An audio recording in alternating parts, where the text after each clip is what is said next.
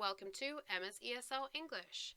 Yesterday we were listening to a little piece of radio on a music radio show in the UK, and today we're going to look at an interview in America. Again, sticking with the music theme, this is an interview between a musician and a sort of media interviewer.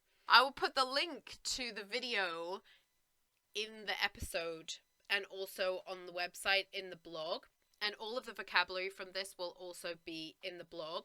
But the video, I think, has multiple languages in subtitles, so you should be able to go and check that out pretty easily for yourself. The interview is between Jackson Wang and this guy Danny Directo, which I don't think is his real name.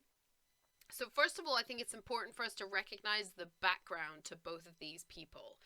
Jackson Wang, first of all, born in Hong Kong, he is fluent in Mandarin, Cantonese, Korean, and English. And he was a K-pop artist, he's been a Chinese musician, he's a fashion designer. This guy is all over it, and he was a fencer too. So, I mean, really, talk about accomplished. And the other guy, Danny Directo, from what I can work out, is from LA. So he's from America, and he went to university and studied film and media.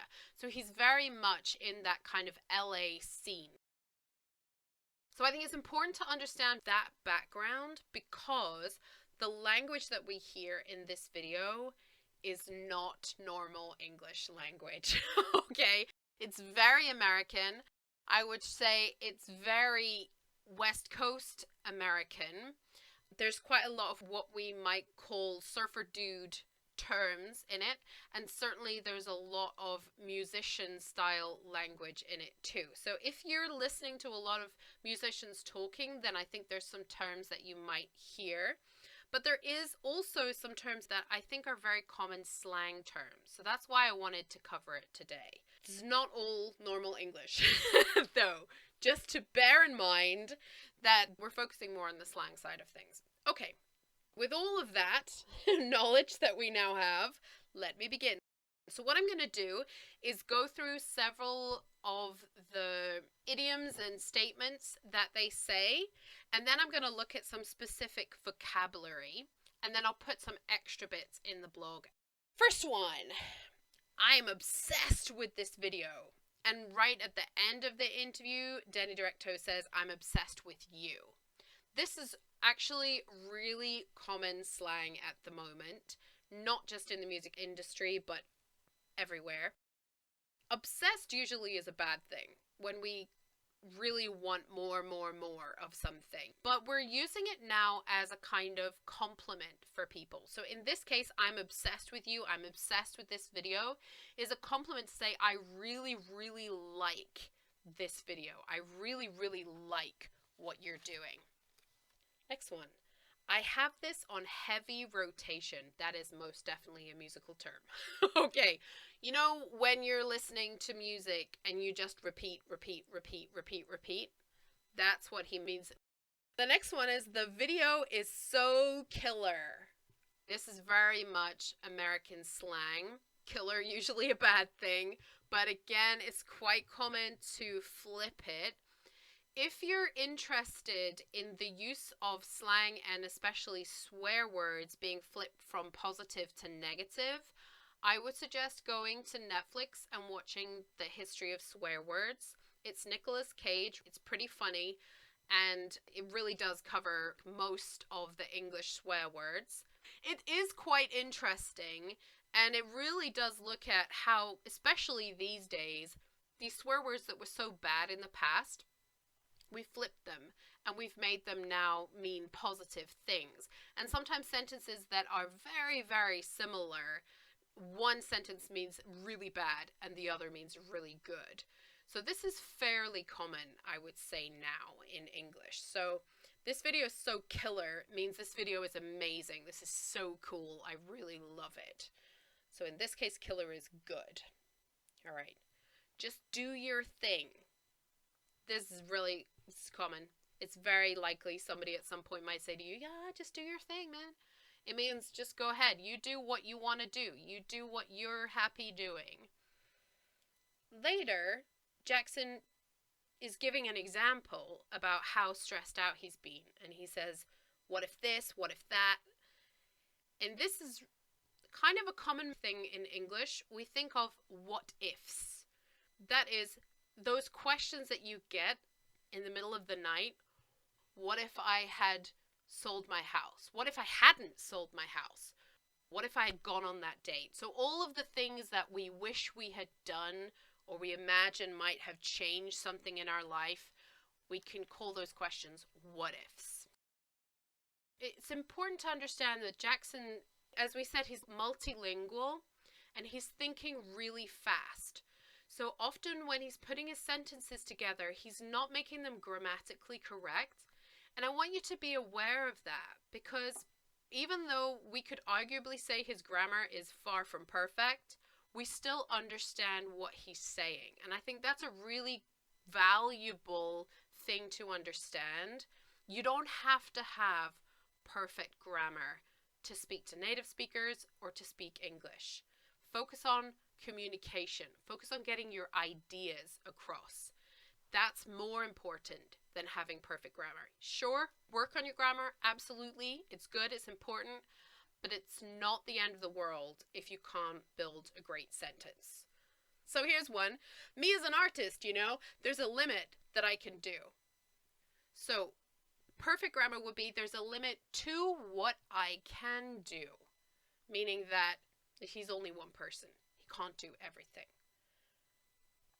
Next one. You said you were in a different place a year ago. I wanted to put this one in because I think it's quite common these days to talk about being in a different place. And what we mean is psychologically. In your head, you're in a different place. So maybe 2 years ago you were really depressed and now you're really happy, or vice versa. So often when someone talks about you were in a different place, they don't mean physically. They don't mean last year he was in Hong Kong and this year he's in LA, although that may be true, but rather they mean mentally he's in a different place. Okay. Where would you say you are now heading into the release of Magic Man? Heading into.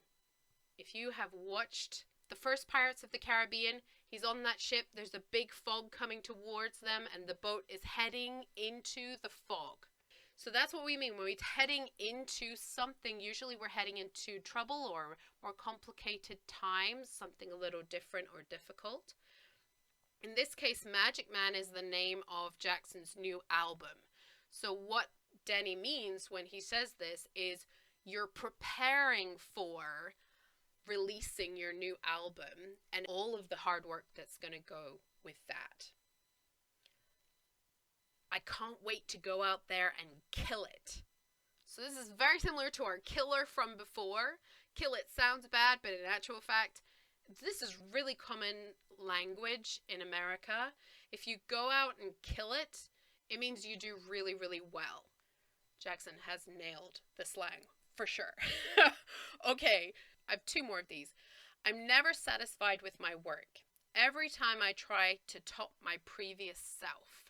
So think top is the top of the shelf, and he is trying to top his previous self. So the person he was 6 months ago, he's trying to be better than that person.